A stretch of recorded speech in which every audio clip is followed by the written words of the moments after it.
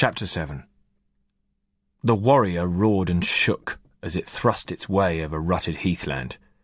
Sweat trickled down Sean's face beneath his helmet, and the webbing of his battle kit cut into his body with every lurch. The only consolation was that the 7 other soldiers he was crammed in with, all fully kitted up in light greens and browns, the multi-terrain pattern of No. 8 temperate combat dress, would be feeling the same. The warrior wasn't built for finesse. It looked like a small tank, hurtling forward on its tracks at speeds that stopped just short of shaking its human cargo to bits. The driver, Tommy Penfold, seemed convinced that he was the very image of an action hero and was obviously doing his best to find every pothole and rut in their way. Sean loved the machine. It looked angry from every angle. Its heavy armour was surrounded on all sides by protective grills, like an animal carrying its own cage, one that was going to break out at any moment to chew you up into small grisly pieces. It had the firepower to do it too. And that didn't just include the heavily armed and seriously well-trained bastards inside. On the outside, it was armed with a 30mm autocannon, a 7.62mm chain gun, and anti-tank rockets. But it was hot inside, and it wasn't padded. The sweat mingled with the camo paint that clogged up Sean's skin. He felt like a chicken roasting in an atmosphere of engine fumes, dust and sweat, and his bones rattled with every bump and dip of the vehicle. He was only carrying battle kit, enough to get him through 24 hours of fighting rather than a full Bergen, which would keep him going for about 3 days, but it wasn't designed for sitting down in. No position seemed comfortable, and Sean had never been happier. It was a muggy August day outside, almost a year since he had finished the community part of his sentence. He'd been allowed to work for some basic qualifications while that was going on. He'd bagged a first aid certificate and a few others on fieldcraft and drill, and he had nailed the Army's fitness requirements. He could never have imagined that Gaz's death, which had driven him into the gym that day, would change the course of his life so totally. Hard work had got him a life, pay, mates. For the first time ever, he had plans that extended beyond the next time he could get a car, get wasted, get laid, ideally all on the same evening. After his parole, Sean had done his 6-month combat infantryman's course at Catterick in Yorkshire, his first time beyond the M25. Then he had been posted with the Royal Regiment of Fusiliers, part of the 1st Armoured Infantry Brigade, based in Tidworth on Salisbury Plain. The Fusiliers used the warriors, and that was what had sold the regiment to him. The time he'd spent inside felt like years ago. A different life, led by a different person. He looked across at the soldier opposite him. Tony Clark. She winked at him from beneath the rim of her helmet, and he smiled back. Like him, she had the tactical recognition flash of the Fusiliers on her sleeves, a square divided into 2 triangles, blood red on top, and mustard yellow underneath. She was a tall, well-built West Indian woman in her mid-20s. The moment Sean set eyes on her, he had fallen in love. With the 2-litre 1992 Ford Escort Cosworth that she drove and spent most of her pay on. Sean was the only member of the platoon who understood half of her technical talk, and once she realised that he really was interested in the car, not just a kid trying to get into her knickers, they had bonded. Not that he would mind getting into her knickers, if the right time came up and they were a long, long way away from the army. It had been drilled into him, and into everyone, many times during training. Relationships between soldiers were not allowed. You go into combat on the understanding that your fellow soldiers will support you equally and without bias. They need to know and trust that this will be the case in return. You will assist each other exclusively on the basis of need, not on who you happen to be shagging. Right now, shagging was the last thing on Sean's mind. He gripped his SA-80 automatic rifle. He had got to know it well in the past year.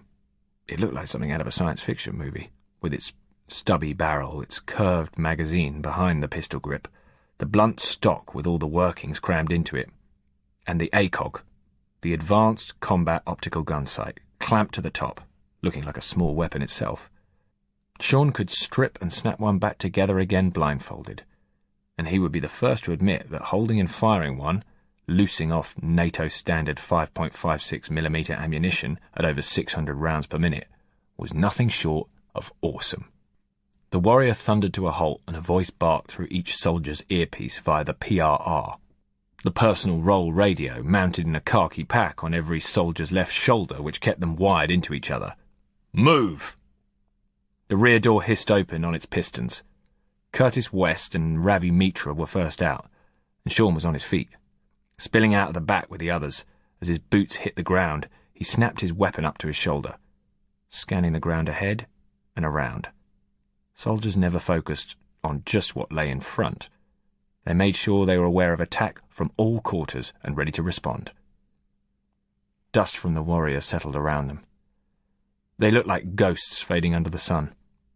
Sean dropped to the ground, one knee up, the other in the dirt, staring through the ACOG with both eyes open.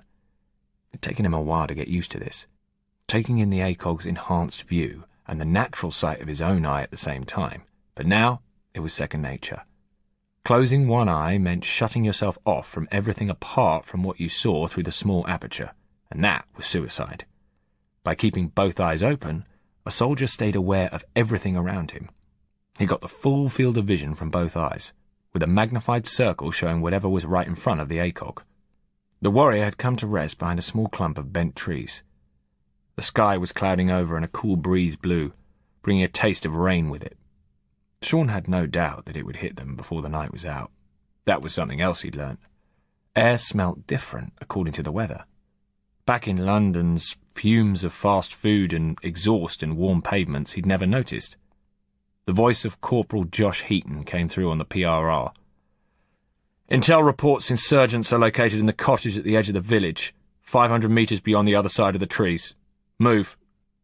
Sean was up on his feet, weapon lowered but still in the shoulder so that he could bring it to bear quickly if they were attacked. Ahead of him was Heaton taking point.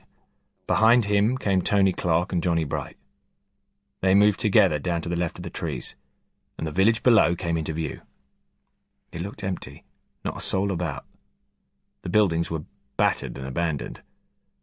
They followed a small rise in the ground until they were about 200 metres from the cottage, a small stone building, 2 up, 2 down, with an overgrown garden. Sean felt adrenaline racing through his body like high-octane fuel, scorching away any tiredness and fusing him to the moment. Heaton came through again. Stenders and Clarkey, you take position by rock at 11 o'clock. Shitey and me drop down the end of the rise. That gives us 2 firing positions with good cover. We pin the bastards down, while US takes Kamasutra and Chewie through the front door. Shitey was Bright, for reasons obvious to anyone who ever had to share an enclosed space with him.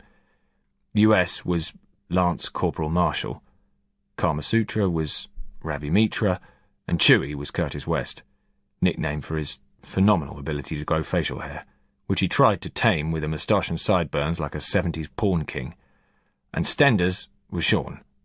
He got the nickname because someone at Catterick, who had never been further south than Leeds in his life, thought he talked like a character from EastEnders. As far as Sean was concerned, the only people who talked like characters from EastEnders were characters from EastEnders, but it had stuck. Heaton's battle order made strategic sense, but there was one drawback that Sean could see immediately. So we're at the back again, he murmured to Clark. The corporal had a tendency to put them together, somewhere where the action wasn't. There were various reasons Sean could think of that.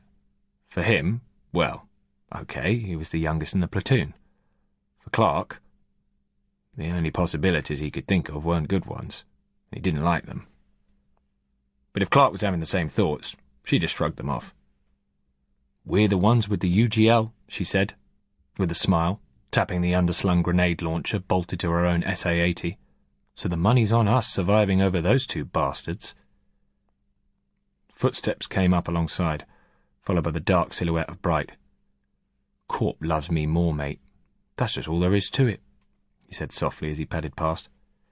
He made surprisingly little sound for a bloke who was 6 foot tall and, unlike Sean, had the bulk to go with it. Nah, he's just using you as a human shield, Sean answered in kind. Me and your mum'll have a good long shag in your memory. He grinned as he got the finger by way of reply. Sean and Clark hurried over to the rock, rifles at the ready and scanning all the way. They dropped to the ground in its shadow, giving the enemy as small a target as possible, and brought their weapons to bear on the building. Sean focused on the target through the ACOG with the same unblinking stare which, in another life, he would have given a car he intended to take. Now all they had to do was wait. As it started to rain, the order came through on the PRR to attack. Sean and Clark opened fire. The SA-80 bucked in Sean's hands as it spat out 3-round bursts. He held it firm, adjusting his aim every time he pulled the trigger. To his side, Clark did the same, and further on Heaton and Bright joined in, providing covering fire, drawing the attention of the insurgents in the building away from the rest of the section, who had come in from behind. The attackers, led by Marshall, were a blur of movement by the garden wall. They chucked a couple of flashbang grenades through the windows on either side of the entrance and kicked down the front door. Bright bursts of light flashed inside the building, punctuated by sharp bursts from their own weapons. "First floor clear!" A disembodied commentary came through on the PRR. With their own people inside the building, Clark and Sean had to be more selective in their fire. They eased off, scanning windows and doors through the ACOGs for any signs of the enemy emerging, ready to open fire again at a moment's notice. They were still firing from inside as the soldiers went from room to room, clearing each one out as they went. Sean tried to picture it in his mind from the overheard snatches. Take the stairs, grenade standby, and then, "Shit, there's a hostage in here!" Sean and Clark looked at each other. "Oh, crap," she murmured. "You should have been prepared for that eventuality." A furious Heaton bellowed over the PRR. "US, I will have your balls if—" "Hold fire! Hold fire!" The PRR went ominously silent. "US," Heaton growled. "Speak to me now, or so help me—" Marshall's voice, when he came back on, sounded very tired. "Hostage is confirmed dead." "Shit. Right. Everyone ceasefire." Sean groaned and dropped his head to rest on the ground.